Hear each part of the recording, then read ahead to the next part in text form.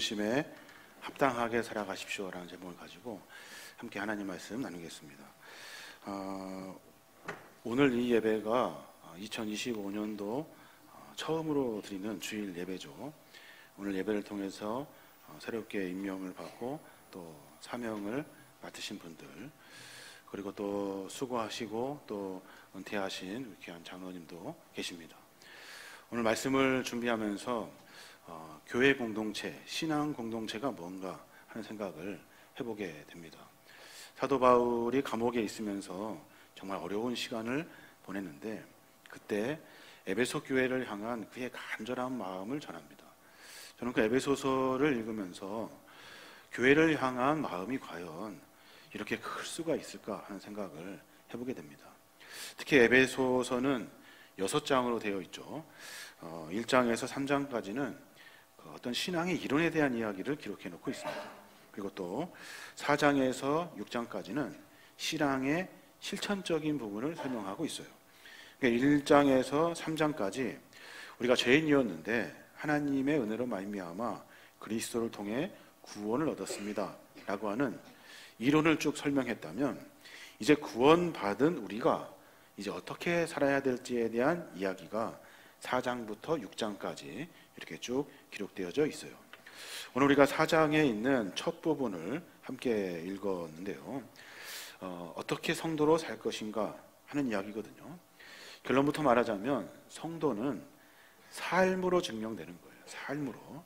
믿음은 고백으로 증명되는 것이 아니라 삶으로 증명되는 겁니다. 야고보 기자도 그런 말씀을 하셨죠. 행함이 없는 믿음은 죽은 믿음이라 그랬습니다. 바울도 마찬가지입니다.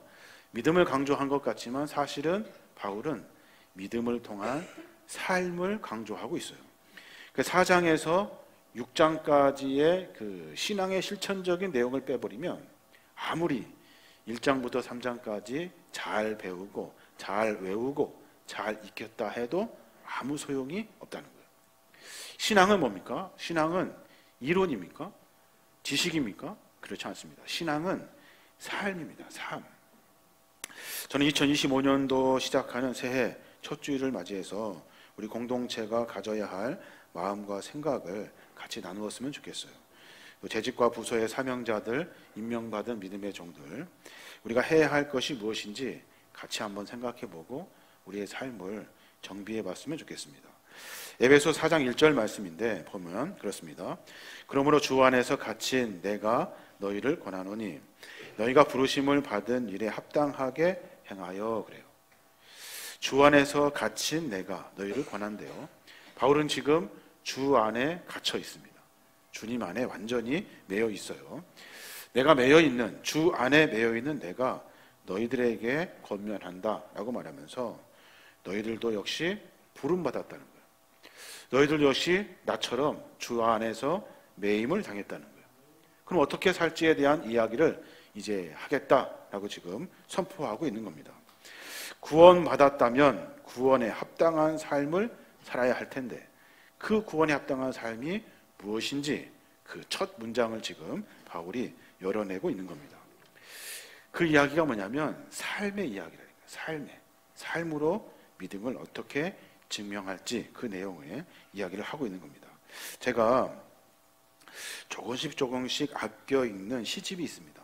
그 시집이 뭐냐면 기홍도 시인이 쓴 책인데 입속의 검은잎이라는 책이 있어요. 생전에 출판하지 못하셔서 유작으로 남긴 시집인데 그분은 기독교인도 아닙니다. 성도도 아니에요. 신앙을 가지신 분도 아닙니다.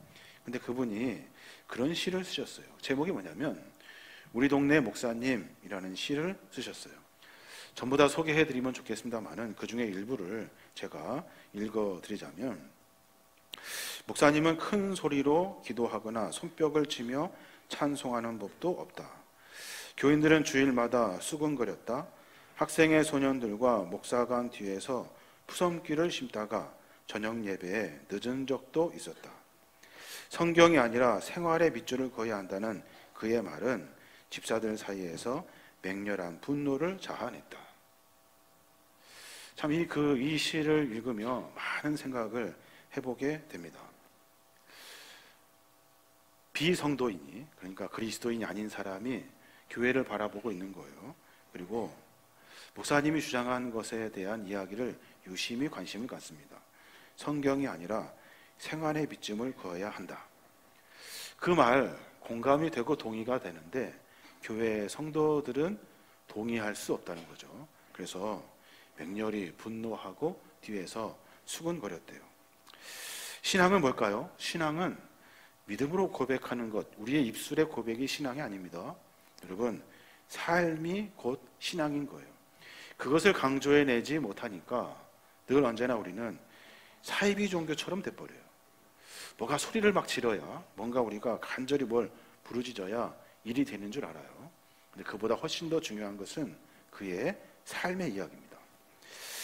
그렇다면 부르심에 합당한 삶을 살기 위해서 우리가 첫 번째 해야 될 일들을 가만히 생각해 봤으면 좋겠어요. 저는 이 말을 묵상하면서 그런 생각을 해봅니다.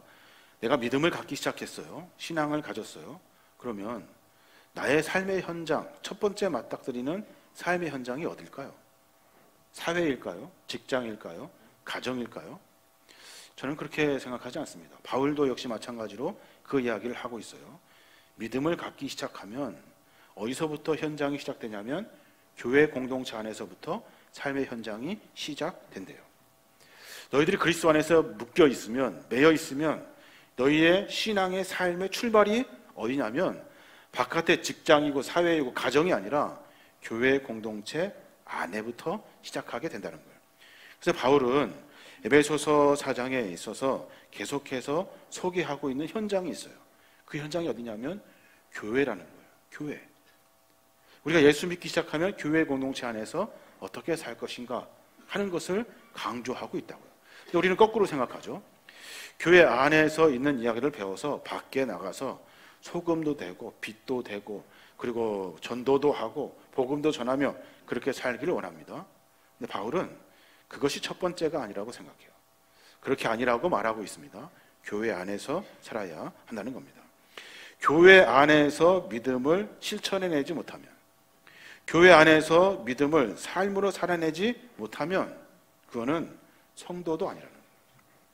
교회 안에서 생활하면서 내 언어가 얼마나 거친지, 교회 안에 생활하면서 내 인내력이 얼마나 짧은지, 사람을 대하는 태도가 얼마나 차가운지, 무엇이 나의 장점이고 약점인지 교회 안에서 믿음을 가지고 내가 실천해내고 삶을 살아내지 못하고 훈련해내지 못하면 교회 밖에 나가서는 아무것도 아니라는 거예요.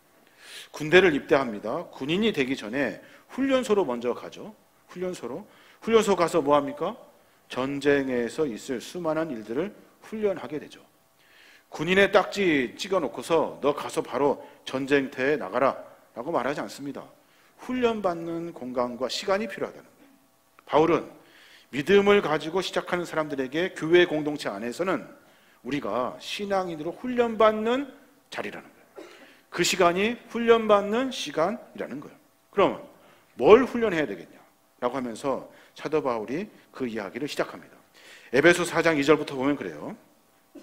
언제나 겸손하고 부드러우며 인내와 사랑으로 서로 너그럽게 대하고 성령으로 연합하여 사이좋게 지내도록 노력하십시오. 그래요. 이게 내가 예수 믿기로 작정하고 나서 교회 공동체 안에서 배워야 할 일들이라는 거예요. 저는 뭐 엄청나게 대단한 걸 배울 줄 알았어요. 뭐 막 기도해서 능력을 행하고 뭐 베드로처럼 만진백을 일으키고 그럴 줄 알았다고요. 그런데 그렇지 않다는 거예요. 믿음을 가지면, 예수를 나의 구주로 영접하면 겸손과 부드러움과 인내와 사랑으로 너그럽게 대하고 성령으로 연합하여 사이좋게 지내는 법을 먼저 배워야 한다는 거예요.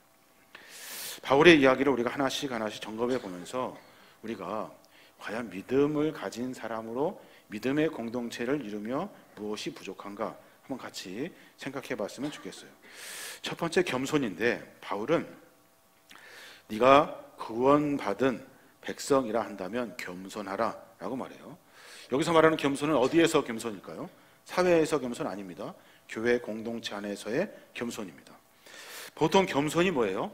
남들 앞에서 나를 낮추는 모습이죠. 고개 숙이고 그런 거예요. 교회 안의 겸손은 조금 달라요. 교회 안에서의 겸손은 나를 낮추는 것이 아니라 예수님을 높이는 것이 겸손입니다.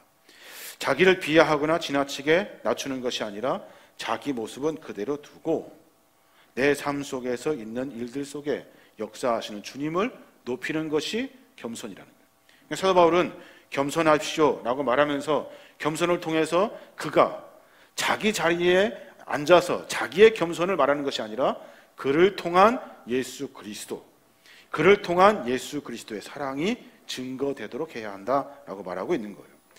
남들에게 칭찬을 받습니다. 아닙니다. 제가 부족합니다. 제가 잘할 수 있었는데 연약했습니다 라고 말한다고요. 교회 공동체 안에서는 신앙인들의 겸손은 그래서는 안 된다는 거예요.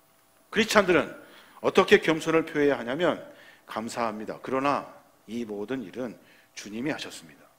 이 모든 일들은 주님이 계획하셨습니다. 이제 앞으로 주님이 더 많은 일들을 하실 것입니다. 이게 성도의 겸손이라는 거예요. 그러면 공동체 안에서는, 교회 공동체 안에 어떤 일이 벌어질까요? 자기가 잘났다고 말하는 것들이 다 꺾여집니다. 서로 저 사람이 잘난 것 같은데 그렇지 않아요. 저 사람을 통해서 일하셨던 하나님이 드러나게 되어 있어요. 우리 공동체 안에서는 누가 일하고 누가 잘하고 누가 못되고가 아니라 우리 공동체 안에서는 분명히 드러나야 할 것은 예수 그리스도밖에 없다는 거예요. 이게 바로 성도의 겸손이라는 거예요.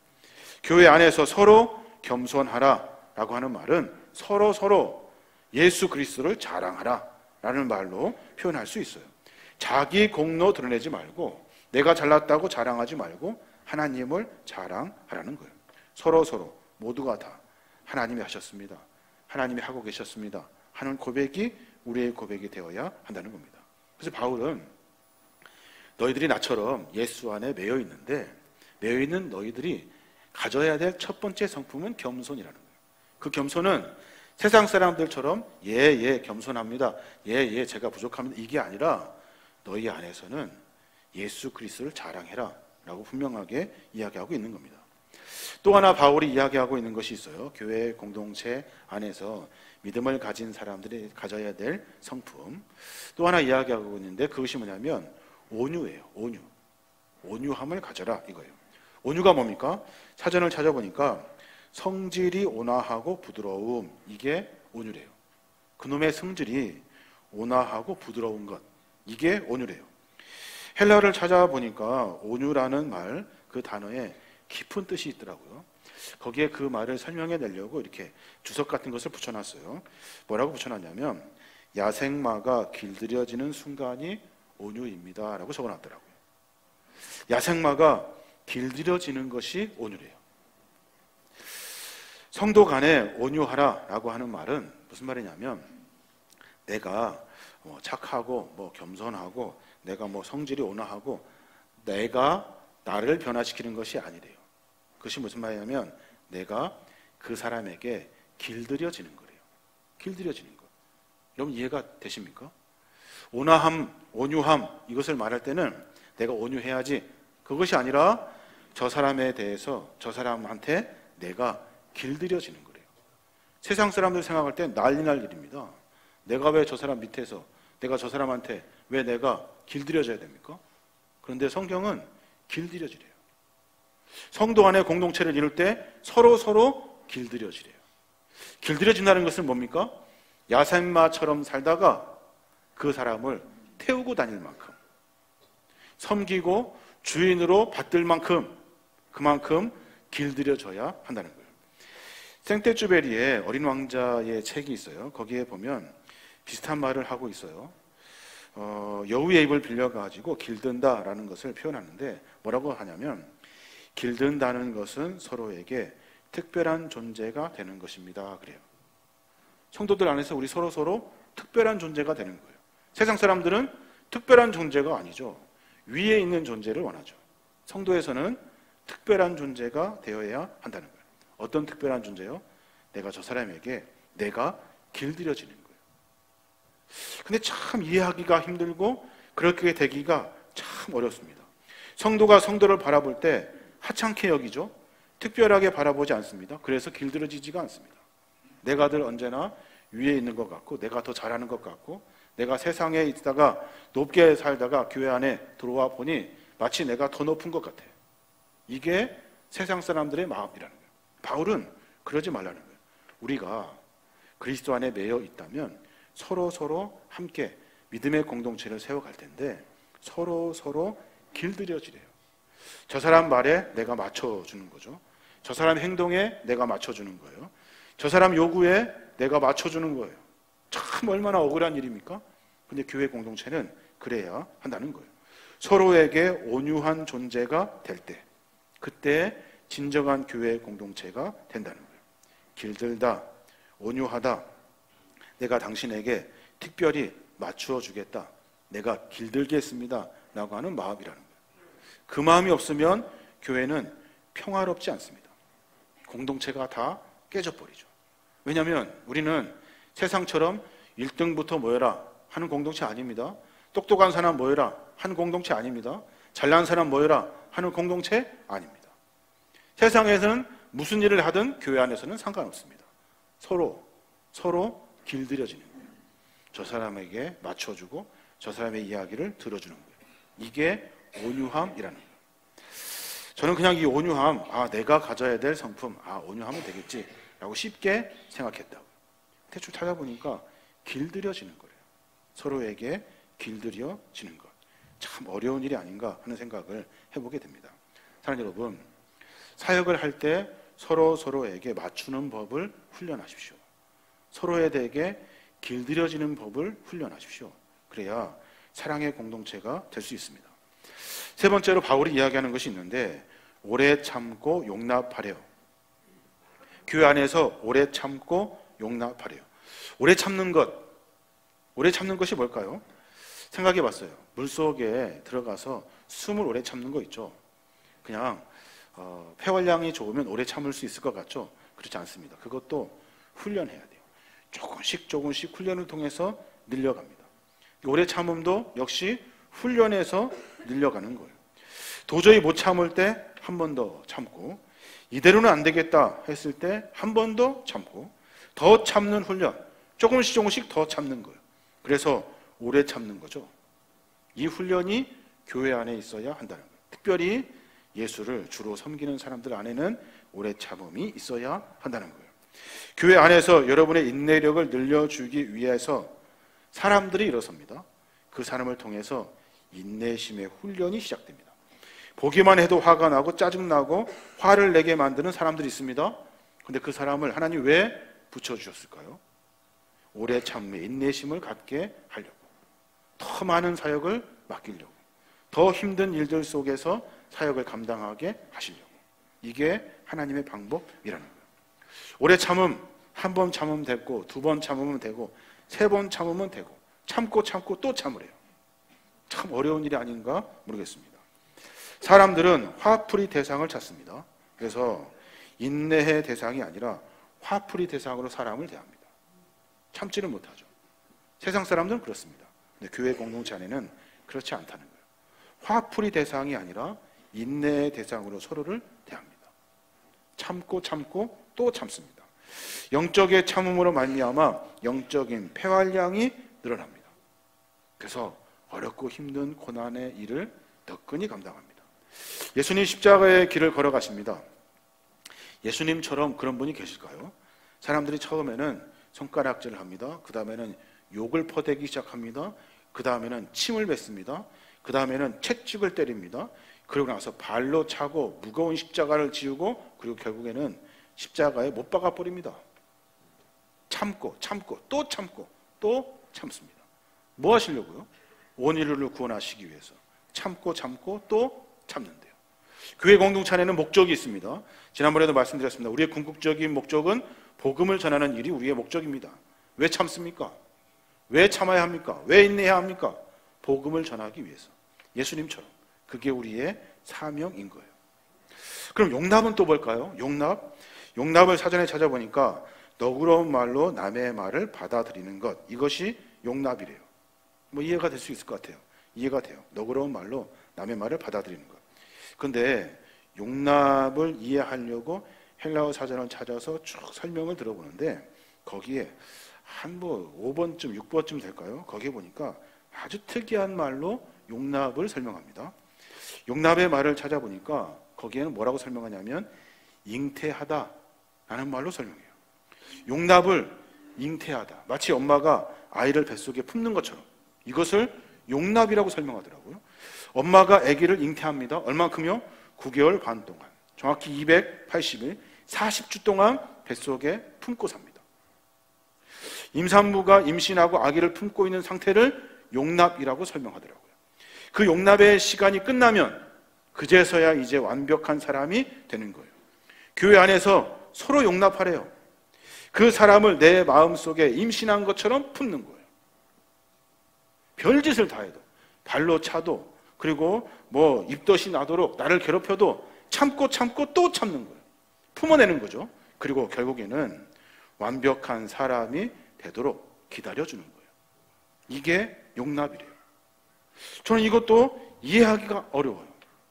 용납은 가끔 할 수 있을 만큼만 내가 너그러운 말로 그 말 듣는 거잖아요. 근데 잉태하는 거래요. 속에 담고 품는 거래요. 일반적으로 나만 품는 것이 아니죠. 내가 품고 있다고 해서 나만 품는 것이 아니에요. 그 사람도 역시 내 안에서 품겨지고 있어요. 서로 용납하고 있다고요. 서로 품어주고 있다고요. 참고 인내하고 품어주고 별일을 다 해도 끝까지 품어주는 거예요. 이게 바로 교회 공동체의 일이라는 거예요. 바울은 그 이야기를 하고 있어요. 여러분, 교회 안에 별일 다 있을 겁니다. 세상 사람들의 기준으로는 안 됩니다. 교회 안에서는 용납이 있어야 됩니다. 서로 품고 잉태하는 마음으로 끌어안으라는 거예요. 이게 용납이라는 거예요.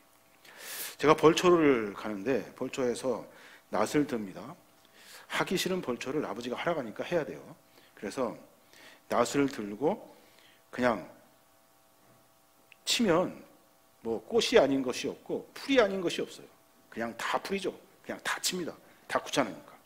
근데 품으려고 하면, 놔두려고 하고, 그리고 보존하려고 하면 꽃이 아닌 것이 없어요. 막 덩굴도 참 이뻐 보입니다. 놔두게 되고, 그리고 또 난인지 뭔지 모르겠는데 그런 것도 그냥 놔두고 싶어요. 근데 낫으로 베려고 하면 풀이 아닌 것이 없고, 품으려고 하면 꽃이 아닌 것이 없는 것처럼 우리가 품지 않으려고 하니까 풀이 돼버리고 마는 거예요. 이런 식구도 있더라고요. 이제 내가 너를 꽃으로 보기로 했다. 이제 내가 너를 꽃으로 보기로 했다. 참 기가 막힌 말 아닙니까? 서로 꽃으로 보고 품으시길 바랍니다. 성도도 못 품는 사람이 세상에 어디 있습니까? 세상은 못 품습니다. 근데 교회 안에서는 품을 수 있다는 거예요. 왜요? 예수 그리스도께서 나를 품어주셨거든요. 나를 기다려주시고 나의 죄를 사하시기 위해 그 어려운 고초를 다 당하셨어요. 우리 광주 계림교회의 성도들 모두가 다 사역할 때마다 이런 마음을 가지시길 바랍니다. 마음껏 용납하는 훈련의 장이 되어야 됩니다. 이것이 하나님의 믿음의 공동체가 되어야 하는 거죠. 마귀는 어떻게 할까요? 마귀는 교회가 화평하게 지내는 꼴을 못 봅니다. 화평하게 지내면 짜증이 나는가 봐요. 하나가 된 교회를 어떻게 해서든지 깨려고 합니다. 이게 마귀의 전략이죠. 근데 주님은 성도 한 사람 한 사람을 품어내십니다. 그 일들을 통해서 교회의 화평을 이루어내고 있는 거예요. 온갖 루머와 오해와 서운함을 막 심어줍니다. 그래서 결국에는 다 파괴시킵니다. 근데 품어내더라. 이게 교회 공동체의 성도들이 해야 할 일이라는 겁니다. 오늘 4절에서 6절 말씀을 보고 있는데 만물을 어떻게 하나로 통일하십니까? 성부, 성자, 성령 하나님께서 이 모든 것을 이루기 위해 품어내고 계셔요. 우리는 할 수가 없을 거예요. 성령님께서 그 일을 하신다는 거예요. 요한복음 17장 21절에 보면 주님도 그렇게 고백하셔요. 아버지께서 내 안에 계시고 내가 아버지 안에 있는 것 같이 그들도 하나가 되어 우리 안에 있게 하여 주십시오. 그래서 아버지께서 나를 보내셨다는 것을 세상이 믿게 하여 주십시오 라고 말해요. 아버지께서 내 안에 계시고 내가 아버지 안에 있는 것 같이 그들도 우리 안에 하나가 되게 해 주십시오 라고 기도하셔요. 저들끼리 있는 것이 아니라 성령께서, 주님께서 하나가 되셔서 그 어렵고 힘든 일들을 감당하도록 해 주십시오 라고 기도하고 계시는 거예요. 교회는 뭐 하는 공동체입니까? 교회는 하나님을 보여주는 창문과도 같은 곳이래요. 그 말에 참 동의를 합니다. 하나님을 보여주는 창문. 이 창문이요, 더러워지면 하나님을 볼 수가 없습니다. 마치 창문이 더러워지면 하늘을 볼 수 없는 것처럼 교회 안에 겸손이 사라지고 온유가 사라지고 용납이 사라지고 사랑이 없으면 하나님을 볼 수가 없습니다. 그래서 우리가 세상으로 나가기 전에 교회라는 첫 번째 현장에서 훈련받고 나가야 하는 거예요. 세상에서 훈련받아서 교회로 들어오는 것이 아닙니다.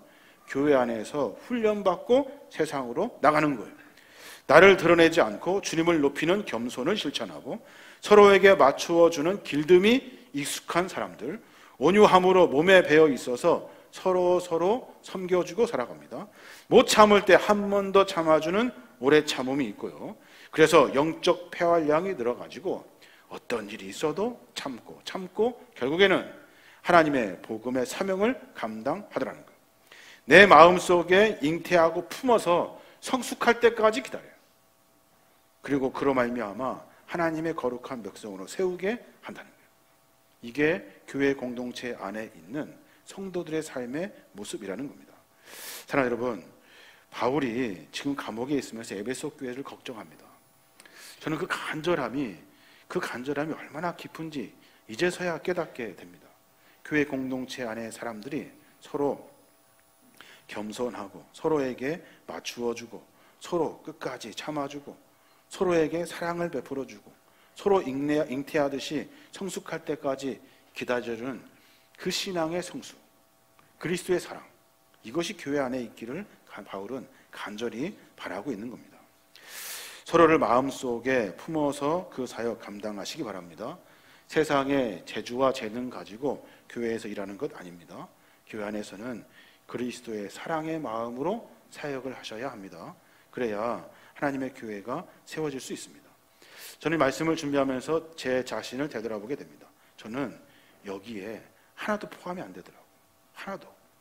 참 마음이 아프더라고요. 아직까지도 내가 말씀의 깊이도 깨닫지 못하고 삶으로의 삶의 고백도 드리지 못하고 있구나 라는 생각을 해보게 됩니다.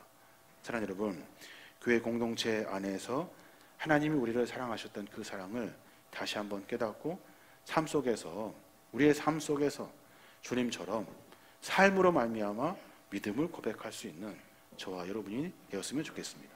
그런 삶으로 말미암아 올 한 해 주님의 축복을 받아 누리시는 저와 여러분이 되시길 주님의 이름으로 축원합니다.